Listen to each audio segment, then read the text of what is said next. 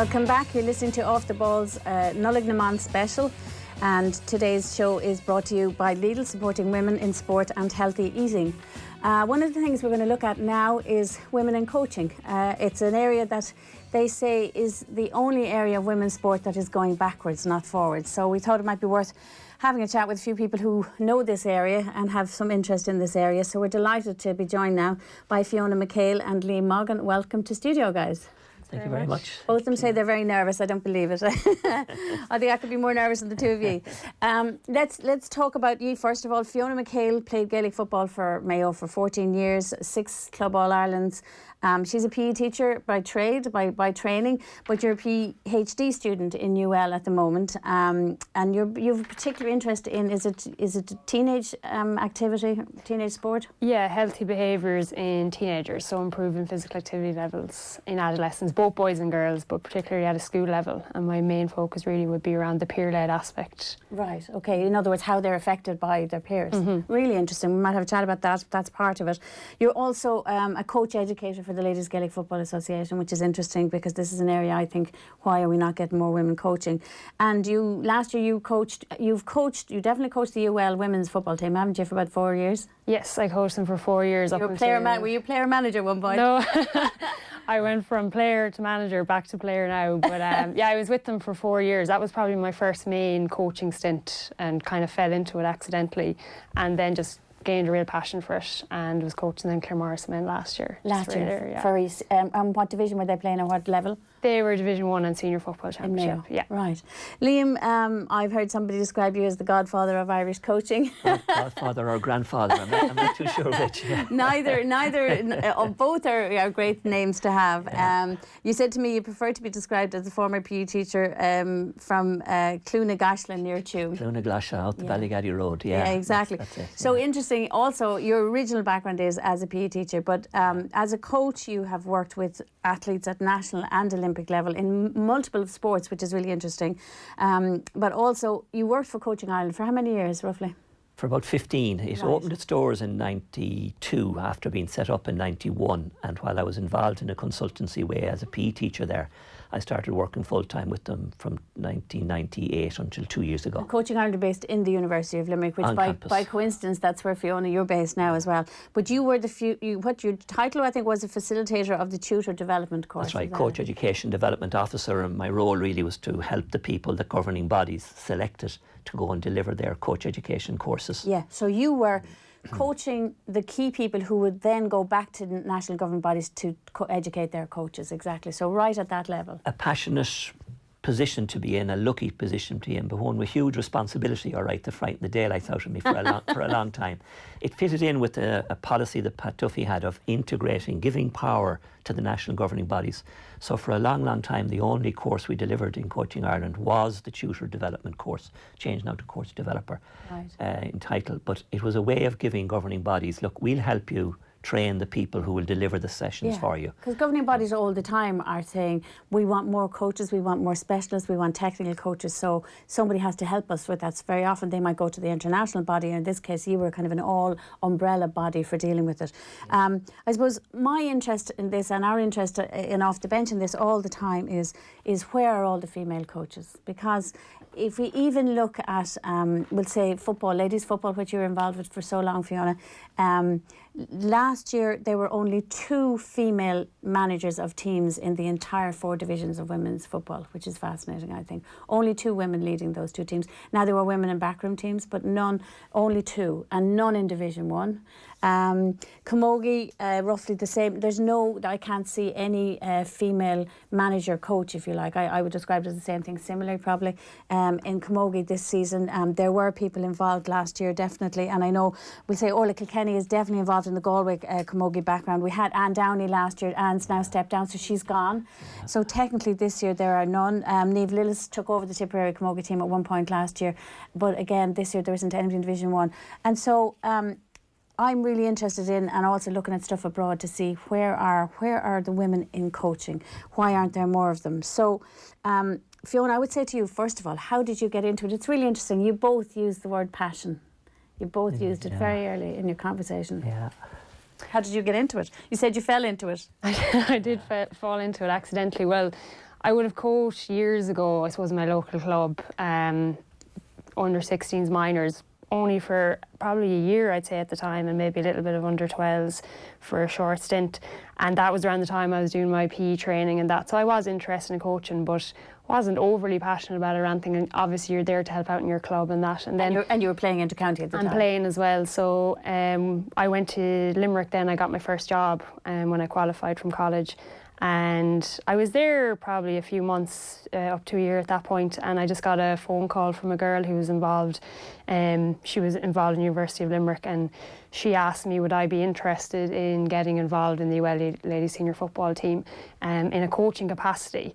And straight away I was thinking, God. And it was the same when I was asked in with the Claremorris lads. I was thinking, geez, I don't know if I'm able for that, you know, because at the time I was playing with Mayo, and there was girls playing with UL who played for Mayo. Yeah. And there was also girls playing with UL who played on teams like Kerry and Galway who I'd been playing against. So it was a big challenge for me. But you felt you were a bit too close, or might be too close. Definitely, yeah. And I was still playing myself as well, and I was thinking, will I have the time for this? But something was telling me, go for it, have a go anyway and see how you get on. And I stayed there then for 4 years, and we had a great time. We were successful. Relatively successful. We won 2 O'Connor Cup titles while I was there. And so while you're there, in other university teams, how many other teams are you meeting that are managed by women? I'm trying to think now. There wasn't many. I know when I was in college myself in DCU, for 3 of the 4 years I was there, Angie McNally from Dublin, she was our coach, and that was probably one reason as well why I had a little bit of confidence in going into it, because I'd seen Angie do it, and she always inspired me as well. And at the time when she was coaching, I was always trying to pick up little bits from her, probably unconscious to myself that I was doing this, or subconsciously, watching what she was doing and picking up little ideas and things, like not even around her drills and games that she did, but just around how she dealt with the players and that. So that's interesting. So you saw another woman doing it, and for some reason that gave you confidence? Well, it did, because I'd seen her do it, and you know, women coaches in GA they're few and far between. But I also was lucky enough that I had Beatrice Casey. She's our Carnacun manager, and she's coached me from under 14 right up to senior. So I had a lot of experience with female coaches. Denise McDonough was in with us as well. Aoife Lane was in with us for a year as well, at Mayo 2 years. So I've had a lot of experience there, where I don't think many girls do have that, I suppose, that they have that exposure to female coaches. Right. So that was one of the reasons that I would have gotten into it. And then when I got into it, then I really enjoyed it, and I got really passionate about it. And we'll talk about what you love about it, because I think that is really interesting to hear about it.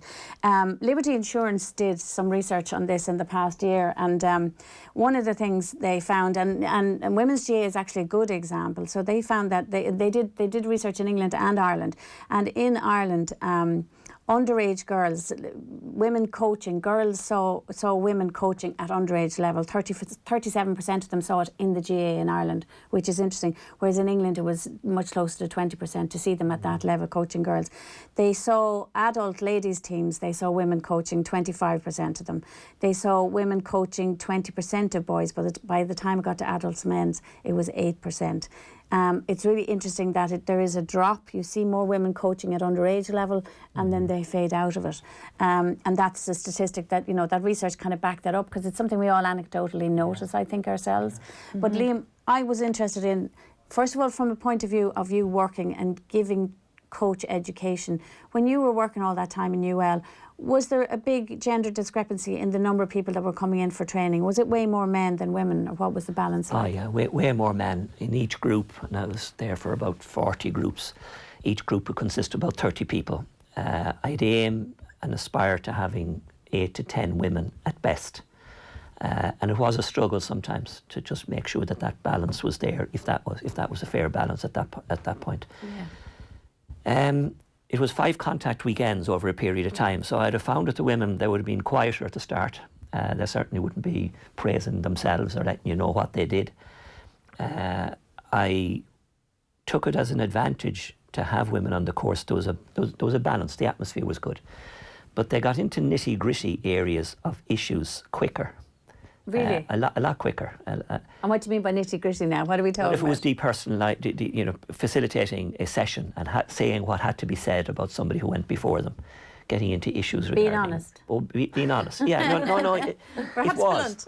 But I saw that with an end as being the advantage. It took me a while to spot that once the women had, we'll say, opened the door to get the issue discussed, they were then not so much pushed into the background, but they went into the background, and the men then took over the discussion. Interesting, yeah. And that took me a good while to spot. They started the relevant stuff and just moved aside. But courses were the better for them. I think they inspired a lot of people around there.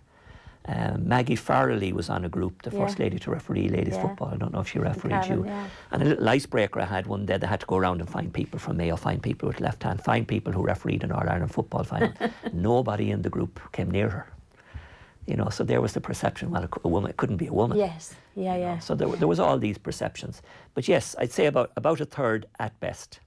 Right. And did you ever ask, I suppose the ones you'd want to ask are the ones who aren't there, it's like parents coming to parent-teacher meetings, but did you ever ask them, you know, was there any impediment to you being here? Why do you think you're in the minority? What is stopping more women being here for this training? I didn't ask because I don't think there's an issue about access. Now you can shout back on that in time. I don't think there's a problem on opportunity.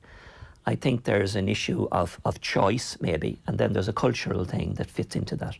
Because worldwide, the statistics like you showed there from Liberty Insurance, about 10% of coaches worldwide at most levels are women, and that's very, very, very low. When they actually counted it per head for the last two Olympics, London and Rio, they didn't break 11%, and when they went countrywide, worldwide, it was that. But I was brought up with, I mean, athletics would be my main sport. People like Maeve Kyle were you know, they were pioneers in that. A camogie player called Peggy Morris, a cousin of my mother's, was hailed in our house because she scored a point in a final in the All-Ireland camogie in Croke Park, shorter than what Croke Park is now. Yeah. So I never really saw that women not being involved in sport was an issue. However, you know, going through Limerick and so forth, it became very clear very quickly. They were in the minority, yeah. In the coaching end of it, particularly? Or? Oh, very, very much so. I would never have come across, in my career as in athletics and basketball, I was never coached by a woman. Now, I did coach the college basketball team, the ladies basketball team. That was demanding. But that was my intro to real, serious adult coaching, too. But I don't see there's an issue with access or opportunity. And when you look at equestrian sport, some of our top coaches are ladies. In Athletics Ireland, Noelle Morrissey and Teresa McDade has got the Coach of the Year there recently. Niamh Richardson is doing some huge work in Kilkenny, and Mary McKenna has been doing it in Dublin for a long time. Harrison, Tom Barr is coached by a woman, Hayley Harrison, right, yeah. As you said, Maeve Kyle, Derval O'Rourke was coached by a woman as well. It's interesting. I wonder, Fiona, is there a difference in team sport and in those sports like athletics where men and women compete on the field at the same time, on the track at the same time? There isn't really that difference seen. Do you think there's a difference? First of all, I'm going to take it back to his first question about, was it opportunity? You said you don't think that there's any difference in opportunity or choice. I don't. Choice. Yeah. What about you? Definitely not choice anyway. There's plenty of opportunity to get into coaching if you want to get into coaching, but you get into it because you have the confidence to do it. And I know you mentioned there that as people progress through the ranks of under 12 or underage right up to senior, that the drop is there. Women are there. But I still think, and it was an interesting tweet by Shane Smith, he's very active on Twitter around coaching kids. Yeah, and he said about parents and they don't have the confidence to get involved in coaching at maybe under 6 or under 8 level. And you'll see there's probably women that get involved there, but there's definitely more fathers that get involved than mothers. So it starts from there as well. But just in any situation where I've got involved in coaching, I've been asked. I would never put myself forward for any of those roles. Why not? You've played in multiple All-Ireland finals. You obviously know the game. You're a trained PE teacher. Why not? Well, the first time I got involved, it would never have crossed my mind. Getting involved with a men's team wouldn't have crossed my mind. Again, probably, as you said, it's the cultural thing and it's the norm. And if it's not the norm, then you're not going to put yourself out there. And even around the time that I got involved with Claremorris, there was an advertisement on Twitter about a club opportunity there, a club coach in Limerick. And I would never have dreamed of going for that. Just wouldn't have entered my mind. Whereas now that I've involved with Claremorris and I've been involved in the men's scene and I've seen actually, do you know what, it's not that different and you're able for it, you would now put yourself forward for things like that. But that comes from confidence as well. So experience builds confidence then. Absolutely. Yeah. But it's having someone to back you as well, having someone to ask you, people thinking outside the box. So the people looking, like, especially in GA, you're never going to have a coach going for a job in GA circles. It's always managers going for a job. So the manager goes for a job and then they bring in their management team with them. Yes, so they bring a coach in. Exactly. Yeah. So if you're looking for coaches, it's that manager, it's up to them. And the guy who brought me in with Claremorris, Niall Heffernan, he was definitely thinking outside the box. He saw that I wasn't playing football last year and saw maybe this girl here might have something to offer, and then asked me in, but only because I suppose he was looking broader and he was saying, well, actually we have more people here that are available to coach. We're not just going to look at all the men that are in Mayo. We look at who are all the women in Mayo. Is there anyone here that actually offers something to this team? Yeah. I think the confidence word is important. I describe confidence as being able to see clearly what you want to happen. Now, on one hand, okay, we don't see many women, so there's a confidence issue. But I also think we don't see enough of good coaching either. We see a lot of bad coaching, the ranting and raving, the raving blood vessels and so forth. So we get examples of the bad stuff. We don't get examples of the quiet, the one-to-ones, the facilitation, the communication, the questioning, the listening. So the very reasons why women might be innately or in a formal trained way very, very suitable for it, that's not highlighted as good coaching. It's not good radio. It's not good TV. It isn't good on the track side, on the pool side. It's not a way demonstrative enough. It's not. It's really interesting. I was going to ask you this question because I think sometimes that, and my background is PE as well, and I often think that people think that you have to be a loudmouth like me, you have to be an extrovert, you have to be outgoing to be a good coach. And I was curious for both of you as to whether you think, can quiet people be good coaches? Can gentle people be good coaches? Because maybe some women feel that it's this sort of alpha male environment that they won't fit into, Fiona? No, definitely not. I suppose one of the best coaches I ever had was Finbar Egan, and he was a very quiet person. He never rose his voice or raised his voice to us in the dressing room or anything like that.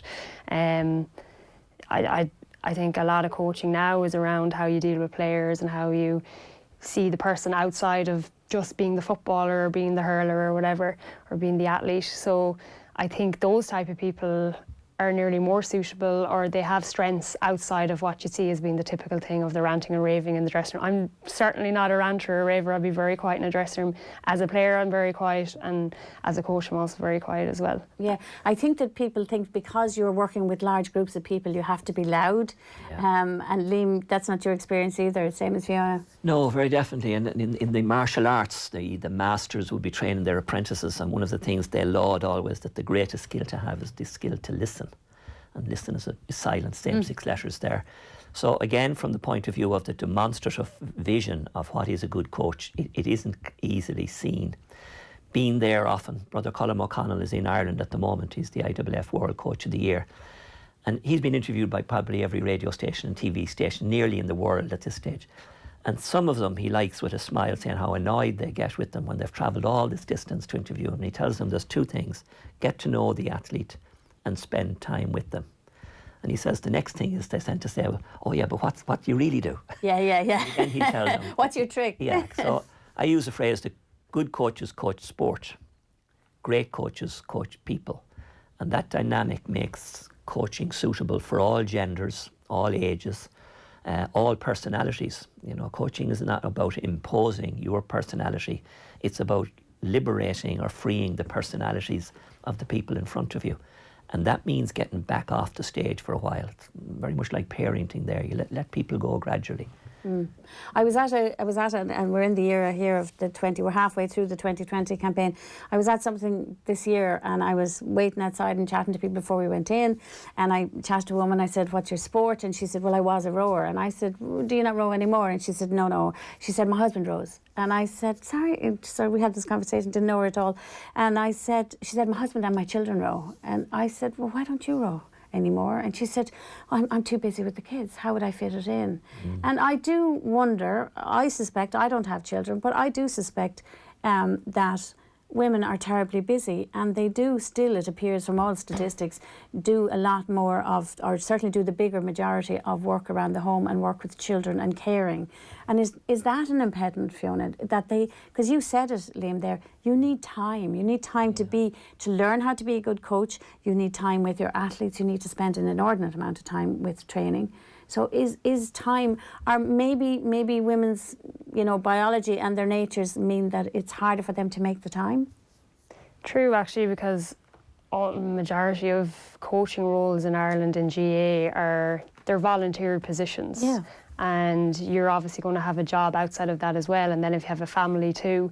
So it is a massive commitment for someone. Like, I know the time commitment that I would have given last year at Claremorris. If I had a family and I had a job as well, there's no way, unless you were sleeping 4 hours a night or 5 hours a night, that you would have been able to do it. It's a very difficult thing to do. I've seen people do it successfly. Like, It can be done. There's a girl in our club, Michelle McGing, and she's 2 kids, and they're age maybe 9 and 13, 10 and 13.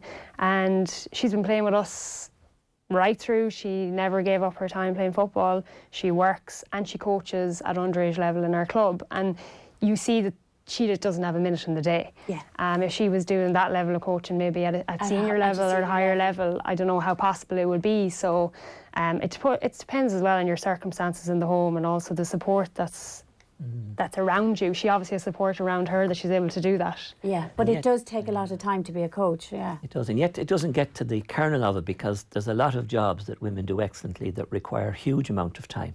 There's a lot of jobs that require very complex work, and you need to know your stuff, and women do that. There are top politicians, there's even women radio presenters now. But there's Don't get carried away, Liam. there's very few areas of life now where the choice comes in. We could go to the church and we won't see too many women there. But where there's the element of choice, coaching is now nearly top of the league of where there's very few women. And I don't have the answer, but I think because of the lack of visibility of the good coaching, Which Fiona had. Yeah, I think women need support amongst themselves, first of all. For example, that example I was given where the women can come into the issues. Right now, if I was back in Coaching Ireland, I would go a greater effort to organise women-only courses. Never Why? did. I think it would allow them support each other and value each other and accept the process of coaching an awful lot better. So it would allow them a stepping stone to then go from there into a more mixed setting. Interesting. Yeah. When I was way back in another life as a PE teacher as well, I was the Leinster Schools coaching coordinator, and it took me a while to start organising girls-only squad days and women-only coaching. So I was just there to welcome them, and I got out of there. They were wonderfully received, bigger numbers, far greater variety of athletes, from those who've been up in the front and those who are down the back. Outside, the amount of interaction and chat and talk and engagement was wonderful. I've been outside the door and all that kind of thing. Yeah. So I think the support of the systems for women only would be one big step.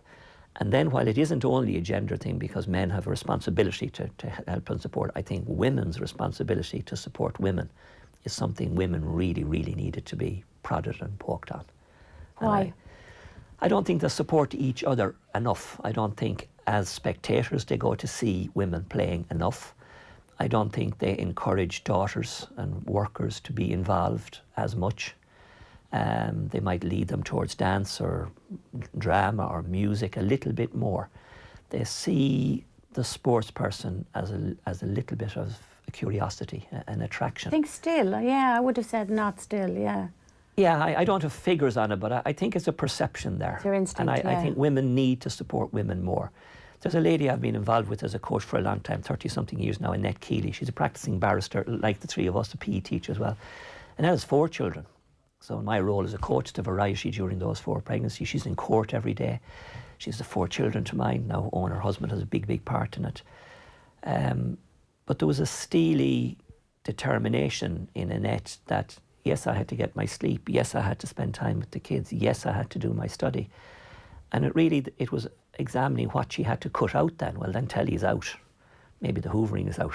She was prioritising. She was and things were fitted in. Right. So I think women need to support more women. Deirdre Brennan was one of the first coaches I've seen in basketball at a women's level. Up in this tiny woman surrounded by giants. In DUJ, yeah. But you knew who was boss. Jessica Harrington in equestrian sport. I mean, other Sally Corskadden get the Irish eventing team to the World Eventing silver medal.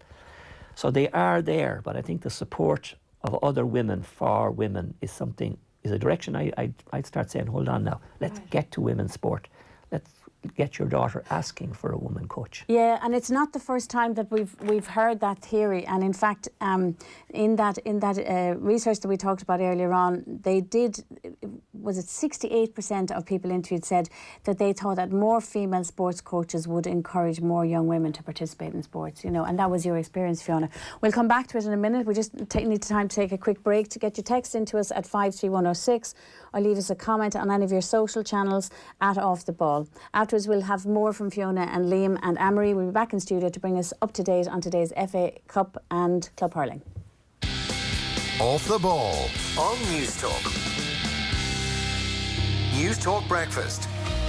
55 questions a day is the average amount you're asked by your child during the school holidays. I thought, yeah, my eye. 55 by breakfast in our house. Why is the most common question? Just why? A in Dublin says, I took my 3 and 4 year old to the Natural History Museum and so many questions. Are they alive? Who shot them? Have they a squeak? Would Ben, our dog, kill the squeak? Do they sleep in the man's bed? What man? The man who owns them. Does he have a child? The questions keep coming. News Talk Breakfast. In association with AIR. Weekday mornings at 7 on News Talk. Relaxing afternoons with Harvey Norman. Transform your weekend lie-in with a brand new bed. Visit Harvey Norman today and rest easy. You're in safe hands with our sleep specialists. Go, Harvey, go! Sky Broadband fills your home with endless possibilities. The kitchen becomes a canvas for creativity. The living room transforms into an arena for online gamers. And the attic, well, that's a launchpad into outer space. Connect with ultra-fast speeds of 1 gigabit and our best ever Wi-Fi all around your home. Sky Broadband, your world is limitless. Availability subject to location. For more information, see sky.ie/speeds. Thinking of a new car for the new year? On DoneDeal, it's never been easier, with Ireland's widest selection of cars from trusted dealerships. Whether it's warranties or monthly finance, we have every option available for you. Thinking of changing your car? Think DoneDeal, Ireland's largest car showroom in the palm of your hand. Every day on News Talk, we talk to hundreds of thousands of people right across the country. We're doing it right now. But we don't just talk to them, we talk with them. We challenge, we entertain, we inform, we engage. News Talk listeners are in the know, and our advertisers are too. Want to be part of the conversation? Talk to us today and discover how advertising on News Talk could work for you. Email advertising@newstalk.com. At McDonald's, we're always working to give you choice in your Happy Meal. Like when we made it possible to swap out fries for a veg or fruit bag. Or when we introduced grilled chicken as another wrap option. And now we're launching the new Veggie Dippers, perfect for dipping in our tomato ketchup. These are just a few of the ways we're always working on our Happy Meal. Served after 11 a.m.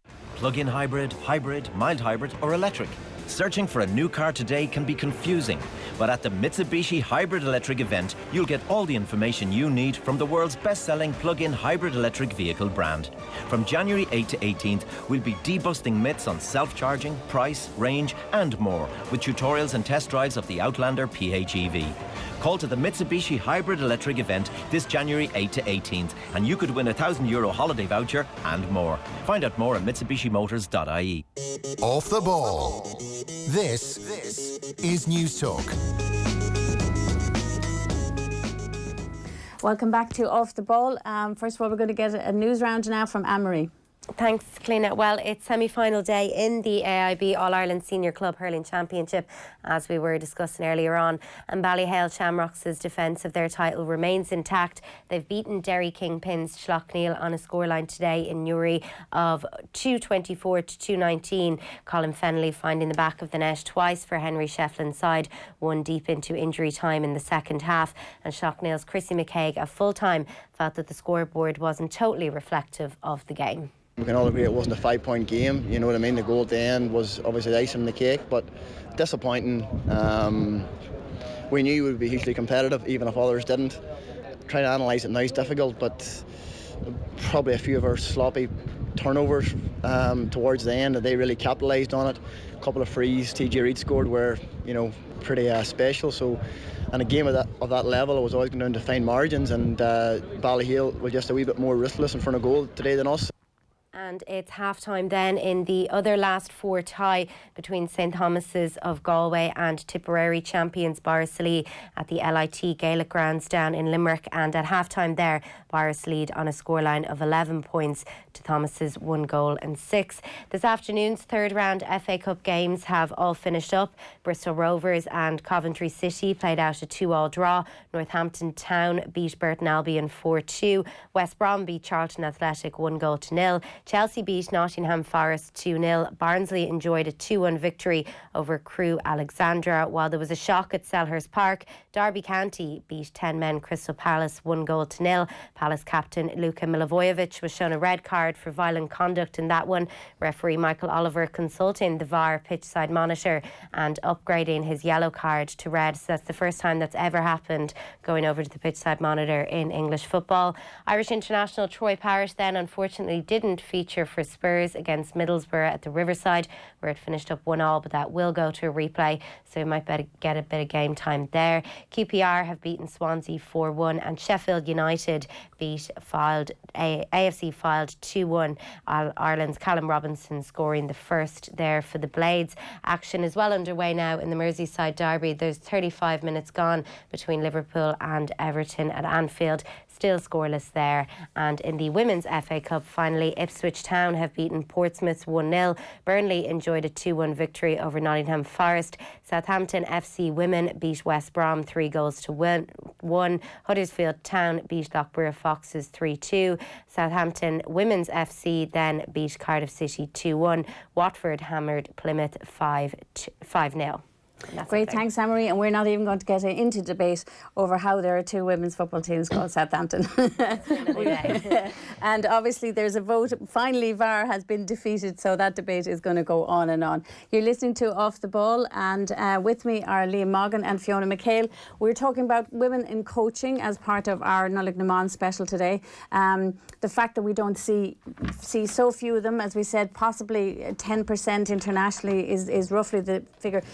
Liam, you just before the break had suggested, Fiona, that maybe a way to attract more women to have more confidence and get involved in coaching would be through women-only coaching courses. And does that appeal to you, or do you think that's absolute madness?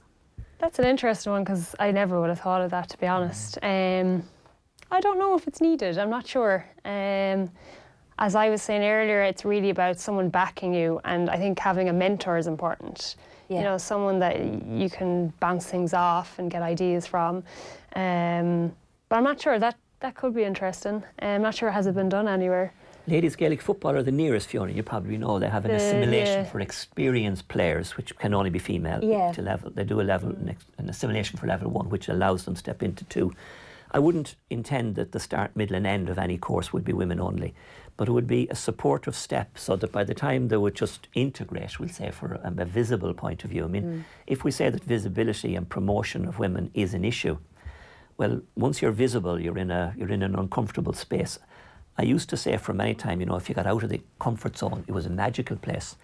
But I began to ask myself, God, how magic is this out here? And it wasn't, you know, you'd be bricking it off. And so I think to have a step before you get out of the comfort zone. Yeah. So by the time they would integrate into a course, the women would know that we're good.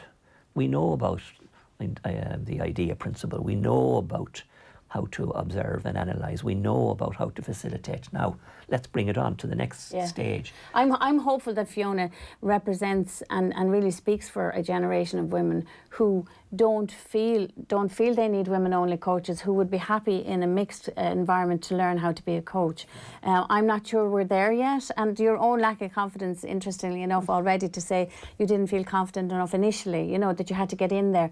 But I'm hoping that you do represent that. But it is interesting that even in business, and we talk about quotas for in business and politics to attract more women in there, they do say that in business, definitely having a female mentor who quietly helps another woman along the rung of the ladder, helps her into the new system that might help. So it's an interesting suggestion, but as I said, I don't know. I know, for example, the NBA in America, who could yet have a female coach. Becky Hammond is an assistant coach there.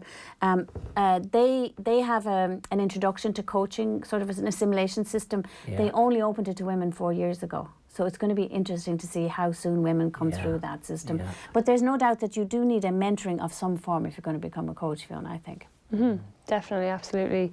Anytime I've gone into a coaching setting, like I went in the first year to UL, DJ Collins was the manager at the time, and he's still the manager, and I was managing with him for a couple of years in UL as well. And I always had him as he was my go-to person. He was the person I bounced my ideas off. I would never have done anything without checking with him, what do you think of this? Yeah. And he would have given me feedback along the way. And then going in with Claire Morrison, I had Niall, and I had a guy called Norman O'Brien as well, so we were coaching together. So you always had that, I suppose, that backup as well of having someone with you. And I would never feel that at this stage of my career that I'd be ready to go in on my own yet. I do think it's definitely important to have someone there. Yeah. And we should say, I always say this, first of all, most of the coaching of women's sport is done by men. Unfortunately, that's the reality. So men are incredibly supportive to women in this area. We're just trying to find out how can we get more women to get in there, and that's the interesting area. I came across somebody in Scandinavia about 2 years ago, had a really interesting thing. I have a theory that it's about time and prioritising time, and that women, because they care so much in terms of family networks, that they won't make the time, you know, that they'll sacrifice themselves. And I came across this brilliant system in Sweden where they had this issue, how do we get more women coaching? And what they actually went is, they went to employers and they said, would you give your staff people half an hour off a day to get involved to train as a sports coach, women only?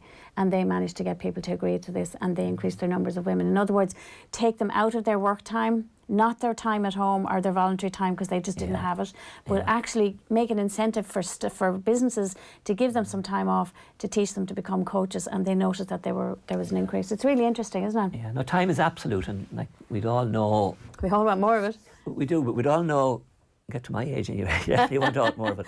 But we'd all know couples who, once they get together, performing players, they get together, inevitably one of them will not be playing as much very quickly, because now there's family, there's home. Yes, yeah. Now, in most cases, it's the woman's case. In Nick Keeley, it's the woman's case that stops. Nick Keeley, she continued, Owen backed off. And I always remember her saying how supportive Owen was to everything she did. Hugely so. And this is a woman who used to, does she still do that? She used to run from home into the courts and run home every day. Yeah. That's part of her training. That's how she fits it in. That's why she's a World Masters champion, isn't it? But that time issue is real. So you can't, you know, it is absolute. So that's where choice comes in as to who and the arbitration of it. Because yes, coaching is about caring. It's about helping people. Now, raising a family, just being part of a partnership, is about caring. And there's only so much you can fill. You can only so much you can recharge yourself to go and recharge others. So there is that balance. And again, getting back to what I was saying earlier about opportunity and access, women have all the attributes that are required for that. And I think it's a fueling from within. I mean, I'd be interested why both of you decided to become a PE teacher. I decided because I was trained by a brother, Liam Moggan, who I aspired to be like him. So I thought, well, PE, try the brothers once for a year. That was getting a bit too close. Why did you become PE teachers? I love sport, and I also liked learning and liked teaching, and I love technique and all that kind of stuff. I don't know about you, Fiona. It's probably more the sports side of it, to be honest. Yeah. But obviously you found a passion for teaching, because coaching is teaching, isn't it? Yeah, definitely. There's they're very much the same thing, the same attributes. You know, even when you think about primary school teachers and you go into a primary school education, there's about 1/8 of the students are male and 7/8 are probably female. I'm just throwing those. And that's so true, because people probably don't even know this. Cumann na Munscoil grew because there were so few men as primary school teachers that they decided that in order to increase the thing of sport in school, that they would teach women how to teach Gaelic games. And that was kind of part of the roots of Cumann na Munscoil back then. And it's really interesting how it blossomed as well, and how a lot of women then got involved as teachers at that level, but may not necessarily follow through. Just a quick, we just got a message in from Laura McEnany saying she's great to hear more female voices on off the boil today. # women in sport, # 20by20, and that's what we're trying to do with this. One of the things I think is a time thing, but I think it's really interesting. This one is really interesting. If it isn't time in professional sport, which it's not, we're talking a lot about amateur sport. In professional sport, it's really interesting. In America, people probably know what Title IX means. In 1972 in America, they made a law, the country made a law basically that said that you couldn't fund women's sport in schools at school and college level any less than you funded men. So there was this whole big education of girls in sport. And the logical thing of that, you would say, is brilliant, and that must have resulted in loads more women coaching women. In fact, it has gone the very opposite way. And this is a fascinating thing. I saw this research before, and I saw it popping up again very recently. But back in 1972, 90% of women's teams in college sport in America were coached by women. Okay? 90% of women's teams were coached by women, right? Now, 42.1% of women's teams are coached by women, right? Only 3% of men's teams in US college sport are coached by women. And 89% of Division I college athletic directors, in other words, the people who run all these programs, are men. And that is a fascinating thing. So they threw all this money at Title IX to get more women playing sport, and thought also this will affect coaching. The very opposite happened. And the reason they say it happened is because men saw that there were opportunities in women's sport to make a career, and so they drifted into the women's side, and women got pushed out of it. And also the other thing, the reason they say, is because most athletic directors are men, and they appoint people they know, and they tend to be men.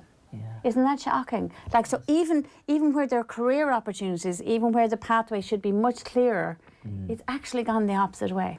It is, but nature likes balance, I think, and you know, it's only 1970 that girls were allowed to take part in the All-Ireland schools. Track and field. Wow, that's unbelievable to me. Isn't that incredible? First ever ones across country held in Tuam Racecourse.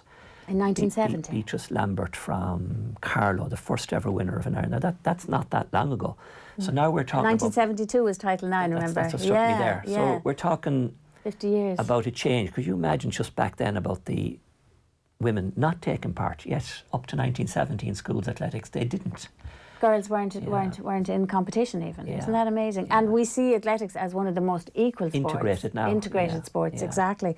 Interesting enough, but it's the perceptions, like you would know Wade van Niekerk, you know, brilliant international Olympic 400 metre runner. Yeah. His coach is a 74-year-old woman, Anne Spotha, and in Rio the officials wouldn't let her in because she tried to get access to him at one point and said, I'm his coach, and they couldn't conceive that she was his coach. You see, that happened with men too, Cliona. You might remember the film Chariots of Fire. Sam Mussabini was the coach, and he wasn't allowed in. There's a lovely scene of him listening to the whole event because coaches weren't allowed in. Yes.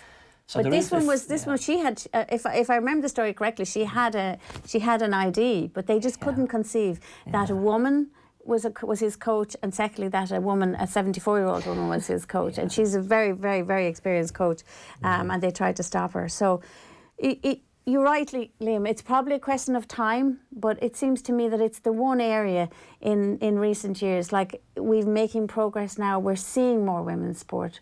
More women are involved in sport, Fiona, and yet less and less women seem to be coaching sport. Well, even this, like I suppose the last 3 years, you've seen Mags Darcy, she's involved with Wexford. And Cliona O'Connor involved with them. O'Connor's in with Dublin, so that's two hurling teams, two massive hurling teams in the country. So even little steps like that, and the exposure that, like, there hasn't been much exposure about Cliona being involved with Dublin, but there's been a lot about Mag, so even people seeing that definitely will turn the tide a little bit, even though it's only 2 people. Yeah. But it can definitely turn the tide a bit. Do you think it's really hard to be those first people because you feel under more scrutiny? Yeah, you do, I suppose. What was it like with Crossmolina? When I went in with Claremorris, excuse me. It's okay. There was a little bit of attention around it, but not much. But once you go in, then I suppose you just realise I have to do a job here and I have to perform. I would have been a little bit apprehensive going in the very first session. And I was kind of going, what is wrong with you? Why are you apprehensive? But that would be going into anything new. And I suppose if you didn't care, you wouldn't be nervous, and you just want to give it the best you could. But I think, there was a little bit of tension around it that made you a little bit more nervous. You probably do feel a little bit more pressure that you have to prove yourself straight away. I probably did feel a little pressure over the first few weeks. Do I have to do something here, or do I have to say something here to prove to these guys that I know what I'm talking about? And I would have felt that a little bit. Then as time went on, you felt, So that's in your head then? Absolutely, yeah. There's this thing of us self-limiting ourselves, I think, and we talk about this in business as well, that women can self-limit. So did you ever hear anybody say anything negative, or did any opposition ever say anything negative to you? No, there was never anything. Isn't that interesting? So yeah. So it's about our own confidence, really, isn't it? And about everybody's confidence, I think, that point you made, Fiona, about, at first I was apprehensive. In my time working with coaches right across the range, I find that the most apprehensive ones are the good ones. They don't know what's going to happen. They don't know, and they know they don't know, so they're not going to talk baloney. Preempt it. They're not. So they're apprehensive. They have notes. They have planners. They might throw them aside then and completely do something different. Brian Kerr and Jerry Mullins are 2 people I've been very, very lucky to work with. But it's hard work with them too. You got to work. Yeah, well, they're demanding. Work. Yeah, you might have to change everything you had planned then because the variety of the adaptation is more suitable. And then you review what you did. A solution I would have for the whole idea of it, because of the lack of visibility and highlighting a problem only emphasises the problem, I would highlight the benefits of coaching. It's one of the great, great occupations, and everyone is suited. So if you highlight the benefits, that it isn't about putting back something to the sport, it's actually about the sport allowing you to get more out of it. You're helping people develop.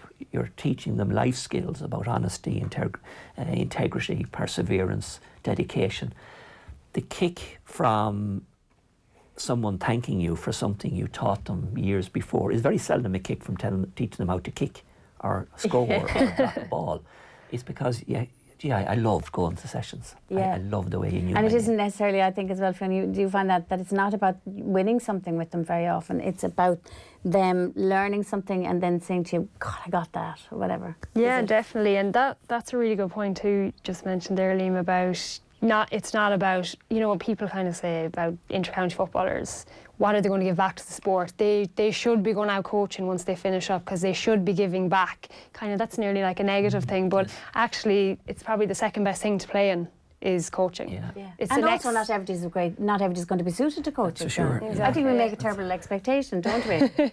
That they should be given back. Yeah. Oh yeah, exactly. And there's not everyone that plays at a high level will want to coach. And you can see, I'd see over the years, different players I've played in with UL and with Mayo and in my club, there's the players you can pinpoint, they're going to be excellent coaches, they're going to be excellent managers. Not everyone will be that person. Yeah. And it's sometimes even the quieter people, it's not just, the louder person in the dressing room, but the people who think deeper about the game. Yeah. And you can see those, and even there's players that I play with now in UL, they'll be a lot younger than me. And even though they're only in their early 20s, you can see they think very deeply about the game. They're going to be an excellent manager, an excellent coach. When they get older, you can see it. Yeah, that's interesting. And speaking of people who have given back, if you like, it's really been encouraging to see Munster Women's senior management team this year is all female, led by Laura Guest.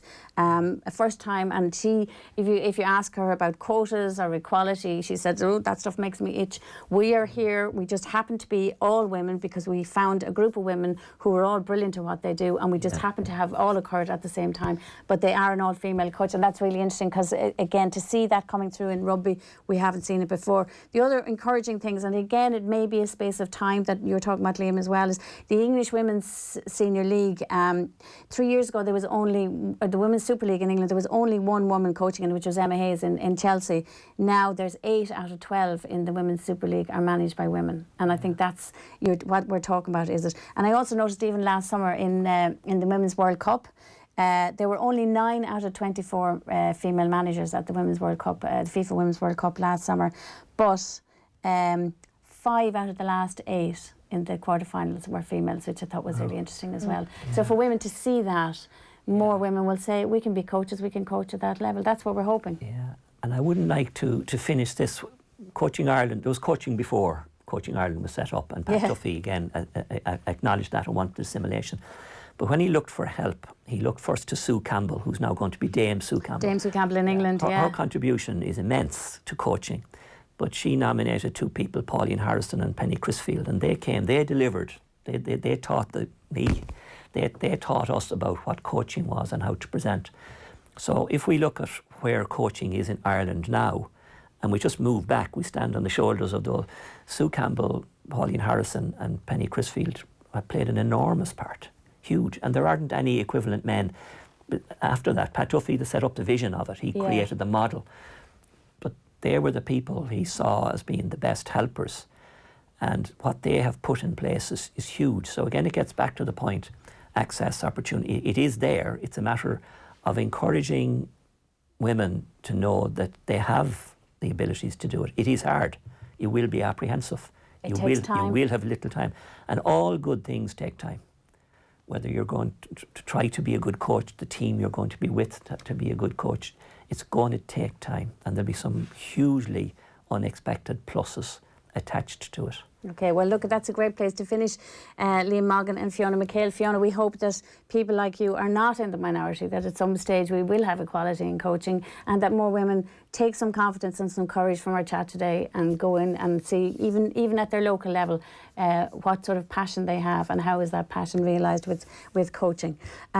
Today's sport show is brought to you by LIDL, proud sponsors of women in sport and the 2020 by 20 by campaign. We have been listening to all day, we've been listening to the voices of women who told us what they loved in 2019 and what they loved in 2020. So before Maura Trassick comes back in with our LIDL ladies football panel of Aisling Maloney from TIP, Dublin's Carla Rowe and Lynn Savage from the LGFA, we'll listen to a few more of their voices. Hi, my name is Annalise Murphy and I am an Irish Olympic sailor.